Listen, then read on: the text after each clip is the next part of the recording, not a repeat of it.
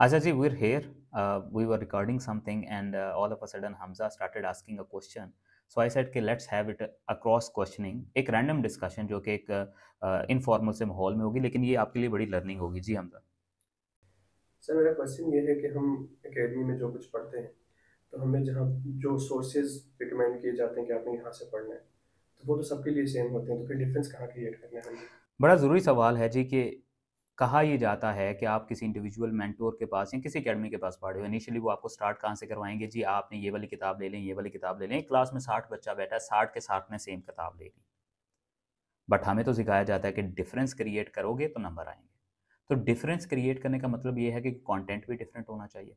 ठीक है। मुझे बड़ी एक ना मज़े की एनालॉजी इसके ऊपर याद आ गई है, क्योंकि अक्सर लोग ये जो डिफरेंस है ना, डिफरेंस क्रिएट करना है और हमें जो है सारी पहले चीज़ें पिक करनी है, फिर हम तैयारी शुरू करेंगे, इसके पीछे तैयारी कर ही नहीं पाते।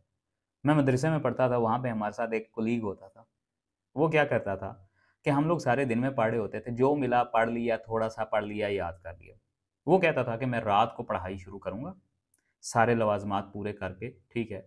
रात होती थी, मगरिब की अज़ान के बाद जनाब उसने दूध का गिलास रख लेना, साथ पंजीरी रख लेना, सर्दियों की रातें होती थी, साथ उसने जो है वो अपने नोट्स खोल लेने, साथ उसने जो है बिस्किट रख लेने, ठीक है। फिर उसने क्या करना कि वो सारा खाना, जितने खाने में उसको नींद आ जानी उसने सो जाना। मतलब बाकी सब कुछ करना, पढ़ना नहीं। पढ़ना नहीं है, बाकी सारे लवाज़मात ही। हमारा मसला ये है हमज़ा कि अभी जिस लेवल पे आप हो ना, जब बच्चे किसी भी इंस्टीट्यूट में या बिगिनिंग स्टेजेस पे होते हैं ना, तो वो ये समझ रहे होते हैं कि हमने सारी जगहों से चीज़ों को पहले इकट्ठा करना है और फिर हम पढ़ना शुरू करेंगे। No, not at all. देखो, एक बेबी होता है, पहले वो क्रॉल करता है। जब वो क्रॉल कर रहा होता है, उसको क्रॉलिंग टेक्निक्स बेसिक से लेकर चलना होता है। जब आप अभी किसी भी अकेडमी में या घर में स्टार्ट कर रहे हो, तुम्हें जो भी अवेलेबल रिसोर्सेज है ना, तुम उसको पकड़ो, उससे तैयारी शुरू कर दो। आपको कहा जाएगा एफपीएससी डायरेक्टेड बुक से तैयारी करवाई जाएगी। मतलब मैं आपको सच बता रहा हूँ, not even at a single place ये एफपीएससी रिकमेंडेड बुक से तैयारी करो, और उसकी जरूरत भी नहीं है अभी फॉर नाउ। तुम कोई भी सिंपल रिसोर्स पकड़ो, उस रिसोर्स को पकड़ के, ठीक है, तुम अपनी बेसिक क्रॉलिंग टेक्निक तो सीखो ना। ठीक है। फॉर एग्जाम्पल अभी जैसे आप मुझसे कह रहे थे कि वो क्या सवाल था आपका, तो, तौहीद वाला, हाँ। जैसे मिसाल के तौर पर हमें तौहीद पे रेफरेंस लिखना है तो हमें कुल हुवल्लाहु अहद सिंपल रेफरेंस आ जाता है तो सामने, दैट्स तो फाइन। सब वही लिखेंगे। मेरा क्वेश्चन अगेन वही है कि सब कुल हुवल्लाहु अहद लिख रहे हैं तो हमने ज्यादा मार्क्स लेने तो कहाँ पे जाएंगे? डिफरेंस अच्छा कहाँ देखो, क्रिएट मैं करेंगे? अगर आपको कहूँ कि आपने ज़्यादा मार्क्स लेने हैं और उसके लिए कुल हुआ अल्लाह अहद से स्टार्ट नहीं करते, तुम इस तरह करो, तुम फलां को इंटरनेशनल स्कॉलर है उसकी बुक को पढ़ो, उसमें से तौहीद के कॉन्सेप्ट को ओरिजिनेट करो, तुम उसको भी नहीं पढ़ पाओगे और ये भी नहीं कर पाओगे। So right from the beginning crawling stage के ऊपर जो तुम्हें रिसोर्स कुल हुआ अल्लाह ही आता है, तो सारे वही कुल हुआ अल्लाह अहद लिख लें।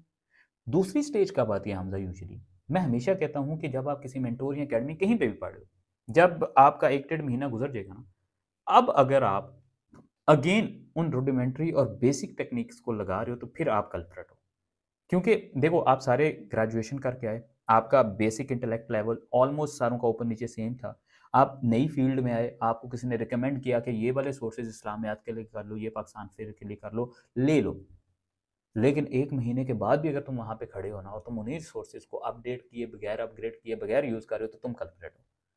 मेरे से बच्चे एक बड़ा अजीब सवाल करते हैं, अकेडमी में 4 महीने गुजार लेते हैं, उसके बाद आके कहते हैं सर हमारा यहाँ पे सेशन खत्म हो गया, अब हम घर जा रहे हैं, बताएं अब क्या करें।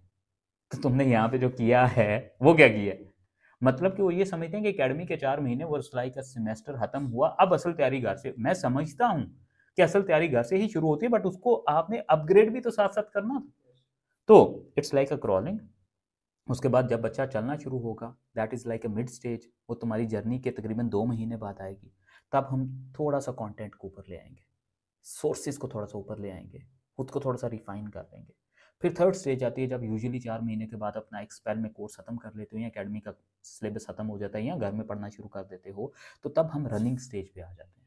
तब हम उसको फर्दर जो है ना, अब ये वो स्टेज है कि जब मैं तुम्हें कहूँ कि अब डिफरेंस क्रिएट करना है तो तौहीद के अंदर फलां ऑथर को कोट करो।